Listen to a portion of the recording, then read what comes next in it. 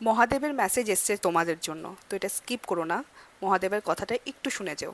মহাদেব খুব ভালো করে জানেন যে পাস্ট কিছুদিন ধরে তোমরা একদম শুতে পারছো না, কিছু না কিছু চিন্তার মধ্যে তোমরা কিন্তু খুবই ঢুকে রয়েছো। যখনই রাত হচ্ছে তখনই তোমরা উল্টো পাল্টা কথা ভাবা কিন্তু স্টার্ট করে দিচ্ছ, আর যেগুলো ভাবছো সেগুলোর কোনো শেষ নেই।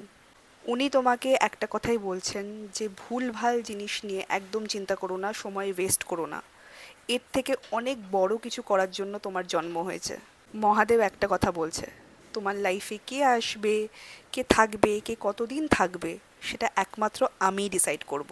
মহাদেব জাস্ট একটা কথাই বলছে যে আমার সাথে একটা সংকল্প নাও, যে নেচার তোমাকে যা দিচ্ছে তুমি সেটা একসেপ্ট করবে। আর মহাদেব এটাই বলছে যে তোমার জন্য যেটা ভালো আছে সেটাই মহাদেব তোমার কাছে ফিরিয়ে দেবে। মহাদেব লাস্টে একটাই কথা বলছে যে ভয় পেও না, আমি তোমার সাথে আছি।